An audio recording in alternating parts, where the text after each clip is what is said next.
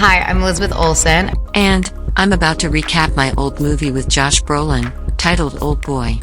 It's an old movie, so yeah, no spoilers needed. Joe is a cold-hearted marketing salesman who frequently blows transactions due to his excessive drinking and wandering gaze. His estranged wife irately phones him about skipping his daughter Mia's third birthday celebration because he has professional commitments. Joe argues in his defense that the 3-year-old wouldn't care if he came or not. After yelling at his wife, he has a drinking spree, passes out, throws up, and ultimately finds himself at Chucky's bar. However, Chucky forbids him from entering while intoxicated. Joe purchases a toy duck for his kid from a Korean woman selling toys on the street, who's holding a yellow umbrella. Chucky finds the toy on the ground outside his bar, but Joe is nowhere to be seen. Joe awakens in a tiny hotel room where he is imprisoned. He is cared for, fed mostly Chinese food, and forbidden human contact. Every now and then, his kidnappers can intervene while he is unconscious and alone in the room because it has been gassed. Joe experiences regular hallucinations, befriends a mouse, and then has the mouse given to him for his next meal. Since Joe is permitted to watch television, one day he happens to catch a news report about his wife has been brutally murdered and raped. He was robbed of forensic evidence and it was deposited at the crime scene, therefore making him the prime suspect.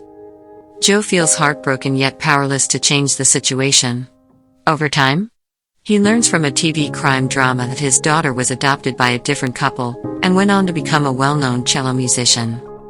In his cell, Joe makes the decision to improve himself, in case he ever escapes from his incarceration. He works out and sends messages to his daughter, along with making a list of potential suspects. He also carves lines into his arms for each year he has been imprisoned. Joe makes arrangements to flee after 20 years but is unexpectedly gassed and let go. He has a cell phone with his daughter's photo and a countdown timer. He notices the duck-selling street seller with the umbrella, and he pursues her, utilizing his improved physical strength to assault football team members who believe he is bothering her.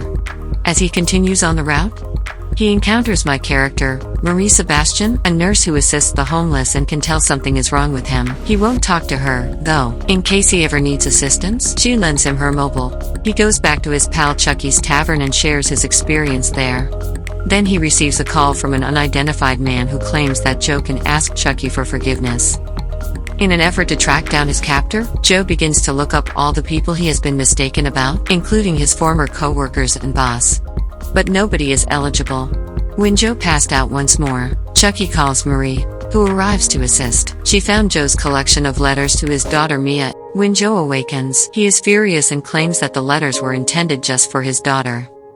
Marie, a former drug user, sees sympathy in his predicament and decides to assist him. In an effort to find the same dumplings he's been eating for years, Joe starts trying different Chinese dishes at local eateries. He finds the right eatery and follows a man who is picking up a sizable order.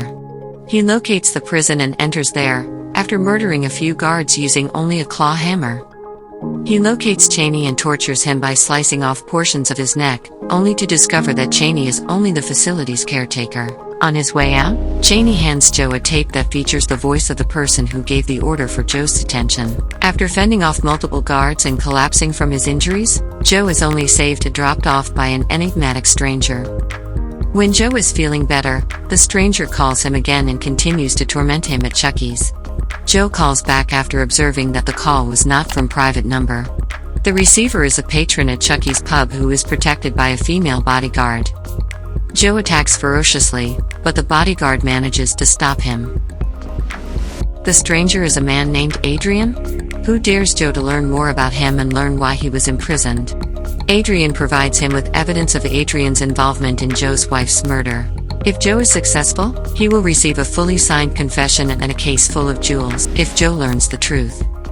He then leads Joe to Marie's house, where Cheney's gang is ready to violently rape her. They beat up Joe, but Adrian calls Cheney and pays him off before he can begin torturing Joe. Despite being severely shaken, Marie is adamant about helping him. She discovers that Joe's phone's ringtone is the fight song from his former prep school using the Shazam app.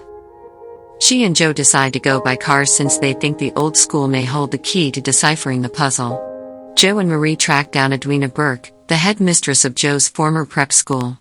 While Marie distracts her, Joe enters the apartment covertly. Joe's former schoolmate could be trying to frame him for the crime. Marie tries to persuade Ms. Burke that Joe may be innocent.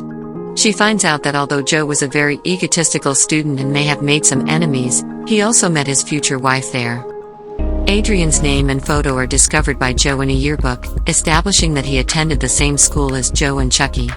All the paperwork is still there. When Joe and Marie arrive, they discover the gate to be shut and decide to return later in the evening.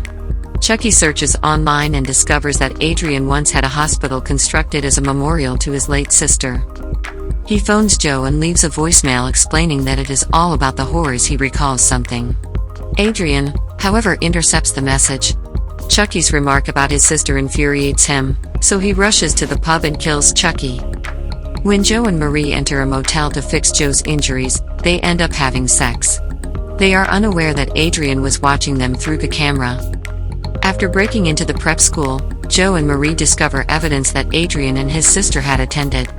Joe recalls that he once made Adrian's sister the target of his bullying behavior. He later saw Adrian's sister having sex with a man at a school party. He believed that it was a school employee working in the library. Joe and Maria read newspaper articles for research. According to reports, Adrian and his affluent family moved to Luxembourg within a year, where a terrible catastrophe occurred, killing everyone in the family but leaving Adrian with serious injuries. Outside the prep school, Joe recognizes the man having sex with Adrian's sister as her father. Joe and Marie discover a box containing Chucky's severed tongue. They head back to the motel in shock.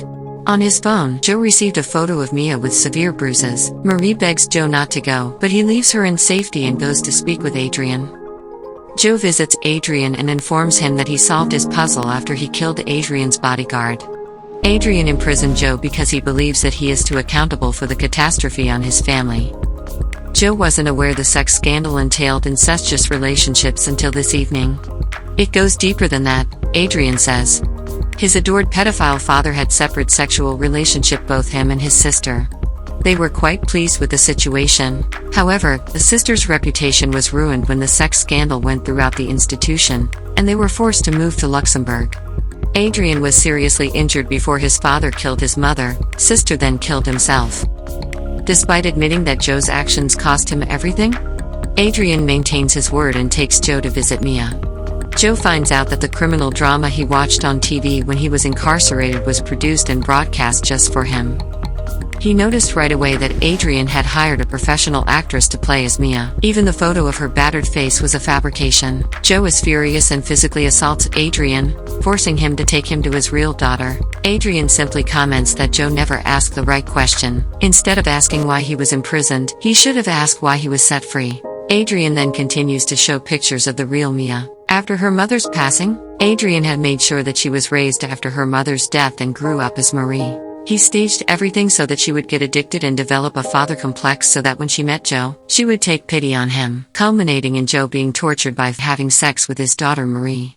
Joe is devastated by this revelation as Adrian picks up his phone to call Marie. Joe pleads with Adrian not to reveal this to Marie, instead offering himself to Adrian to do as he pleases.